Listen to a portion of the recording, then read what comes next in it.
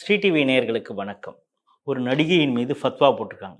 ஏன்? எதற்காக? அப்படி என்ன அவங்க விரோதமாக செயல்பட்டாங்க? இத முழுசா தெரிஞ்சுக்க இந்த வீடியோவ பாருங்க. மத்திய பிரதேசத்தில இருக்கிறது மகாகாளேஸ்வர் கோயில். தெரியுமா எங்களுக்கு? 12 ஜோதிர்லிங்கத்தில மிக முக்கியமான கோயிலாச்சே. இப்பதான் அந்த உஜ்ஜயினியில அந்த கோயில வந்து பாஜக அரசு இன்னும் சிறப்பாக அத செய்திருக்காங்களே, புனரமைப்புலாம் பண்ணியிருக்காங்களே அப்படின்னு நீங்க நினைக்கிறீங்க. எஸ். அந்த கோயிலுக்கு உலகத்தில் இருந்து இருக்கக்கூடிய எல்லா இந்துக்களும் பக்தர்கள் எல்லாம் ஆயிரக்கணக்கில் வருவாங்க. அப்படி செவ்வாய்க்கிழமை, அதாவது இன்னைக்கு நியூ இயர் புத்தாண்டு, ஆங்கில புத்தாண்டு, இதை ஒட்டி அவங்க செவ்வாய்க்கிழமை கோயிலுக்கு தர்ஷனுக்காக போகிறாங்க. அதற்காக தான் இந்த ஃபத்வா. கோயிலுக்கு போனால் ஃபத்வாவா அப்படின்னா, பாலிவுட் நடிகை நுஸ்ரத் பரூச்சா அப்படின்னு ஒருத்தவங்க இருக்காங்க. இவங்க வந்து நிறைய ஆடு ஃபிலிம்லலாம் கூட நடிச்சிருக்காங்க. அது இல்லாமல் நிறைய ட்ரீம் கேர்ள் அப்படிங்கிற ஒரு படம் தெலுங்கு படத்தில் நடிச்சிருக்காங்கன்னு நினைக்கிறேன். ஹிந்தியில் சில முக்கியமான படங்கள்ல எல்லாம் நடிச்சிருக்காங்க. பாக்ஸ் ஆஃபிட் கொடுத்த படங்கள்லாம் கூட அவங்க நடிச்சிருக்காங்க. அவங்க இது வரைக்கும் 2-3 தடவை நான் அந்த மகாகாளேஸ்வர் போயிருக்கேன். குறிப்பாக அந்த செவ்வாய்க்கிழமை அன்னைக்கு போனதும் அந்த வீடியோவை, அந்த படத்தை வந்து அவங்களுடைய இன்ஸ்டாகிராமு, ரீல்ஸு, ஸ்டோரி இதிலெல்லாம் வச்சுருக்காங்க. இதை பார்த்த உடனே தான் அவங்களால தாங்க முடியல. பெரிய பஞ்சாயத்து ஆயிடுச்சு. ஐயோ, அவங்க ஒரு தொப்புள் குடி உறவு, இதில் என்னையா பஞ்சாயத்து அப்படின்னு நீங்கள் கேட்குறது புரியுது. அது இங்கே இருக்கக்கூடிய அமீர், சீமானு, கரு பழனியப்பன் இவங்கெல்லாம் உருட்டுவாங்க. ஆனால் உண்மையில் அவங்களுக்கு அந்த அவங்க பார்வையிலேருந்து அப்படியெல்லாம் தொப்புள் கொடி உறவு. அது நமக்குன்னா தான் தொப்புள் கொடி உறவு. நம்ம கோயிலில் ஏதாவது விஷயம் அப்படிங்கிறப்ப அதை வச்சு அவங்க அப்படியே விளையாடுறதுக்காக இந்த தொப்புள் கொடி உறவு, ரோஸ் மில்க்லாம் சொல்லுவாங்க. ஆனால் அவங்க விஷயத்தில் அவங்க ரொம்ப தெளிவாக இருப்பாங்க. இந்த நுஸ்ரத்தோடைய இன்ஸ்டாகிராம் இதெல்லாம் பார்த்த உடனே மௌலானா நுஸ்ருதீன் ரஸ்வி அப்படிங்கிறவர், அவர் உடனே ஃபத்வா பிறப்பிச்சிட்டார். இது எதுக்கு ஃபத்வா இவங்களுக்கு பரூச்சா எதிராக அப்படின்னா, அவங்க வந்து போரா முஸ்லீம் வகுப்பை சேர்ந்தவர்கள். இந்த முஸ்லீம் கம்யூனிட்டிலே அதிகமாக பிஸ்னஸ் கம்யூனிட்டின்னு சொல்லுவாங்க.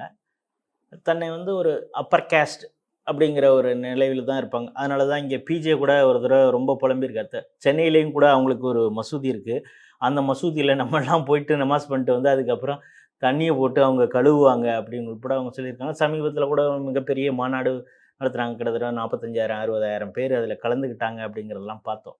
அந்த போரா கம்யூனிட்டியை சார்ந்தவர்கள் மகாகாளேஸ்வரில் நீங்கள் கோயிலுக்கு போனதுங்கிறது தாண்டி அங்கே அந்த ரிச்சுவல்ஸ்லேயே நீங்கள் கலந்துக்கிட்டு இருக்கீங்க. பஸ்ம ஆர்த்தி அப்படிங்கிறது அந்த மகாகாளேஸ்வரில் ரொம்ப முக்கியமானது. அதில் கலந்துருக்கீங்க. அப்புறம் பால் அபிஷேகம்லாம் உங்கள் கையாலேயே பண்ணியிருக்கீங்க அப்படின்னு. இந்த அம்மா இன்ஸ்டாகிராம் போட்டதோடு சும்மா இல்லாமல் மகாகால் அப்படின்னு சொல்லி அதை ஒரு வாழ்த்து போட்டுட்டு, எவ்வளவு அருமையானது, மனதுக்கு எவ்வளவு சந்தோஷத்தை தருகிறது, எவ்வளவு அற்புதமான தரிசனம், இப்படியெல்லாம் போட்ட உடனே அந்த மௌலானா வந்து காண்டாயிட்டார். நீ வந்து அல்லாவுக்கு இணை வச்சுட்ட, இது வந்து ஹராம். இதை இஸ்லாமில் ஒரு ஒரு ஸ்பெசிஃபிக் டேர்ம் சொல்கிறாங்க. என்னென்னா குனா இ அசீம் அப்படிங்கிறாங்க. என்னென்னா, நீ மிக கொடுமையான பாவத்தை, உனக்கு வந்து மிகப்பெரிய பாவத்தை நீ செஞ்சிருக்க, நீ இதுலேருந்து எப்படி வெளியில் வருவ அப்படிங்கிற. எதுக்கு இவங்க கோயிலுக்கு போனது, அந்த பஸ்மா ஆரத்தியில் கலந்து கொண்டது, இதெல்லாம் வந்து மன்னிக்க முடியாத ஒரு தவறை செஞ்சுருக்காங்க. சரி, இதுலேருந்து இவங்க எப்படி மீள்றது அப்படின்னா, அவங்களுக்கு எதிராக நாங்கள் ஃபத்வா பிறப்பிச்சிட்டேன் நான் அப்படின்னு சொல்லிட்டு அவர் கடைசியில் இப்போ நடக்கிறது பிஜேபி ஆட்சி அப்படிங்கிறது ஓரளவு மனசில் திடீர்னு புரிஞ்சுக்கிட்டார் போல இருக்கு. நான் வந்து ஒரு மௌலானாங்கிற ஒரு பார்வையிலேருந்து நான் சொல்கிறேன், ஆனால் சட்டத்தின்படியாக ஒருத்தவங்களை வந்து நம்ம அப்படி சொல்லிட முடியாது. ஆனால் எங்கள் மதம் வந்து இதை ஏற்றுக்கொள்ளவில்லை. முகமது நபிக்கு இணையாக, அல்லாவுக்கு இணையாக இப்படியெல்லாம் அவங்க வணங்கியதை எங்களால் ஏற்றுக்கொள்ள முடியாது. அதனால தான் இந்த ஃபத்வா பிறப்பிக்கிறேன். சரி, இதுலேருந்து அவங்க வெளியில் வரணும், அவங்களுக்கு வந்து மன்னிப்புக்கு ஏதாவது உண்டா அப்படின்னா, நீ கல்மா சொல்லு, கல்மா சொல்லி நான் இப்படி ஒரு தப்பு பண்ணிட்டேன் அப்படின்னு சொல்லி நீ மன்னிப்பு கேட்டினா, அந்த மிகப்பெரிய பாவம் குனாயி அசீம் அதுலேருந்து வெளியில் வரத்துக்கு ஒரு சின்னதாக ஒரு வாய்ப்பு இருக்குது அப்படின்னு சொல்லியிருக்காரு. இதை இவர் பேசின உடனே சோஷியல் மீடியாவில், இங்கிலீஷ் மீடியாவில், ஹிந்தி மீடியாலெலாம் போட்டு அடித்து துவச்சி அந்த மௌலானாவை உண்டு இல்லைன்னு ஆக்கிட்டாங்க. அந்த அம்மா என்ன சொல்லுது, இதை வந்து ஒரு தடவை இல்லை, நான் பல முறை இந்த கோயிலுக்கு வந்திருக்கேன் அப்படிங்கிறத சொல்லுது. இன்னொன்று, அந்த கோயிலுக்கு வரும்பொழுது என் மனசுக்கு நிறைவாக இருக்குது அப்படின்னு சொல்லியிருக்கு. இப்போ நீங்கள் இங்கே பார்த்தீங்கன்னா, இங்கே ரோஸ் மில்க் கொடுக்குறோம், வந்து நாங்கள் இருவரும் தொப்புள் குடி உறவு தான். தமிழகத்திலே ஒரு 13-14 கோயில்கள் இஸ்லாமியர்கள் வந்து சீர்வரிசையெல்லாம் எடுத்துகிட்டு போகிறாங்க அப்படின்லாம் இங்கே உருட்டுவாங்க. ஆனால் அந்த மௌலானா ரொம்ப தெளிவாக சொல்கிறாரு, அந்த மத சடங்குகளில் சம்பந்தமாக எதுலேயுமே கலந்துக்கக்கூடாது. அப்படி கலந்துக்கிட்டால் அது இஸ்லாமிற்கு விரோதமானது. அவர்கள் மீது ஃபத்வா பிறப்பிப்பதற்கான அனைத்து சாத்தியக்கூறுகளும் இருக்கிறது அப்படின்னு. இப்போ நான் சொல்லும் பொழுது ஒரு வார்த்தை சொன்னேன், நீங்கள் காதில் வாங்கியிருப்பீங்கன்னு நினைக்கிறேன். நீ இந்த பாவத்திலிருந்து வெளியில் வரணும்னா கல்மா சொல்லணும் அப்படின்னு. இந்த கல்மா உங்களுக்கு வேறு எப்பயாவது காதில் விழுந்திருக்கணுமே. ஒரு 5-6 மாதத்துக்கு முன்னால் பஹல்காமில் பயங்கரவாதி அங்கே இருக்கக்கூடிய சுற்றுலா பயணிகள் வந்தவங்களை சுட்டான். எப்படி சுட்டாங்கிறது தெரியும். பல பேரை பேண்ட்டை ஜிப்பை அவுத்து பார்த்துட்டு இந்துவான்னு பார்த்து சுட்டான். அதற்கு முன்னால் ஒரு பயங்கரவாதி அதில் என்ன பண்ணியிருக்கான், நீ கல்மா சொல்லு அப்படின்னு இருக்கான்.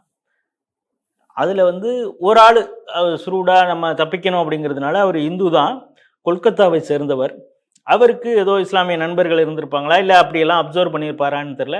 அந்த கல்மா சொன்னதுனால அந்த அவர் இந்து தான், ஆனால் அந்த கல்மா சொன்னாருங்கிற ஒரே காரணத்திற்காக அவர் உயிர் பிழைத்தார். கொல்கத்தாவை சேர்ந்தவர். போய்னா திரும்ப அந்த நியூஸை பாருங்கள். இப்போ இதுலேருந்து உங்களுக்கு என்ன புரியுது, பயங்கரவாதி அவன், ரொம்ப பலரை கொல்லணும் அப்படின்னு வந்திருக்கிறான், அங்கே இருக்கிறவங்கெல்லாம் கொல்லணும்னு. கல்மா சொன்னதுனால ஒரு இந்துவே தப்பிச்சிருக்கான் அப்படின்னா, இப்போ பரூச்சாவுக்கு நம்ம என்ன பண்ணணும்னா மிகப்பெரிய அளவில் பாதுகாப்பு கொடுக்க வேண்டிய ஒரு சூழல். ஏன்னா ஃபத்வா பிறப்பிச்சிருக்காங்க, அல்லாவுக்கு இணை வச்சுட்டாங்க. ஃபத்வா பிறப்பிச்சதுனால கல்மா சொல்லி தான் நீ அந்த பாவத்திலிருந்து வெளியில் வரணும் அப்படின்னா, அவங்க அது மாதிரி சொல்ல மாட்டேன்னு ஒரு முடிவு எடுக்கிறாங்க. அவங்க பாலிவுட் நடிகையாக இருக்கிறாங்க, எனக்கும் ஒரு ஃப்ரீடம் இருக்குது, நான் சூஸ் பண்ணுவேன்.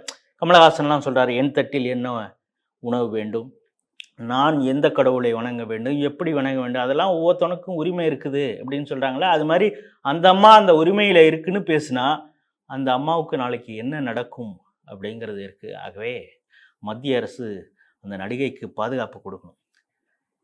இந்த ஒரு இன்சிடெண்ட்டை வச்சு தான் அந்த அம்மா மேலே இவங்களுக்கு வன்மத்தை கக்கிறார்களா அப்படிங்கிறது நமக்கு சந்தேகமாக இருக்குது. காரணம் என்னென்னா, அவங்க கொஞ்சம் இஸ்லாத்திலேயே கொஞ்சம் புரட்சிகரமாக யோசிக்கிறவங்களோ அப்படின்னு தோணுது. ஒரு 2 விஷயத்தை பார்க்கும் பொழுது, ஒன்று, அவங்களுடைய சினிமாவை வந்து ப்ரொமோட் பண்ணுறதுக்காக அவங்க ஒரு இடத்துக்கு போனாங்க. எங்கே போனாங்க தெரியுமா?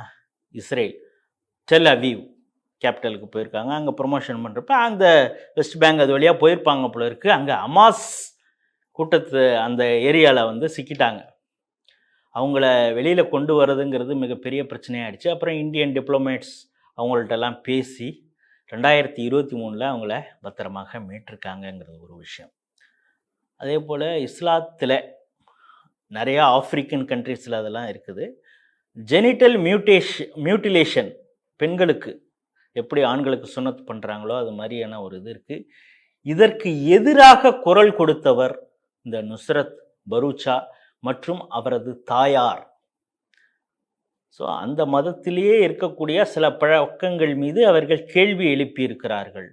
ஸோ அவங்க இதெல்லாம் பார்க்குறாங்க. ஏற்கனவே இங்கே இப்படி நடந்து கொண்டு இருக்கிறாங்க. இப்பொழுது இந்து கோயிலுக்கு போய் அந்த பூஜை விஷயத்திலும் பங்கு கொண்டு இருக்கிறார்கள்.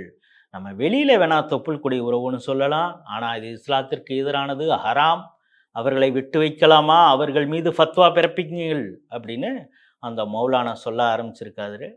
இப்போ அவங்களுக்கு ஆதரவாக, நுஸ்ரத்துக்கு ஆதரவாக பலரும் இந்துக்கள் கூடவே பேசுகிறாங்க அப்படிங்கிறது ஒரு பக்கம் இருந்தாலும், இப்போ இந்தியாவில் அதிகமாக அடிப்படைவாதம் பெருகி கொண்டு இருப்பதனால இதை கொஞ்சம் அலட்சியம் காட்டாமல் மத்திய அரசும் நுஸ்ரத் அவர்களுக்கு, பரூச்சாவுக்கு ஒரு மிகப்பெரிய அளவு அச்சுறுத்தல் இருக்கக்கூடிய வாய்ப்பு இருக்கிறதுனால பாதுகாப்பை பலப்படுத்த வேண்டும், அவங்களுக்கு பாதுகாப்பு கொடுக்கணும். ஏன்னா ஃபத்வா பிறப்பிச்சிருக்காங்க. ஃபத்வா பிறப்பித்து தமிழகத்தில் பல கொலைகள் நடந்திருக்கிறதுங்கிறது நமக்கு தெரியும். அதனால் பரூச்சாவுக்கு மத்திய அரசு பாதுகாப்பு வழங்க வேண்டும் அப்படிங்கிறது. வெளியில் பிரச்சாரத்திற்கு தொப்புள் கொடி உறவு, ரோஸ் மில்க் அப்படின்லாம் சொல்லுவாங்க. அவர்கள் மதத்திலேயே ஒரு லிபரலாக யாராவது செயல்பட்டால் அவர்களுக்கு எதிராக ஃபத்வா பிறப்பிக்கப்படும் அப்படிங்கிறது தான் இந்த செய்தி. மேலும் ஒரு செய்தியோட ஒரு நிகழ்ச்சியில் சந்திப்போம். அதுவரை உங்களிடம் விடைபெறுகிறேன். நன்றி, வணக்கம்.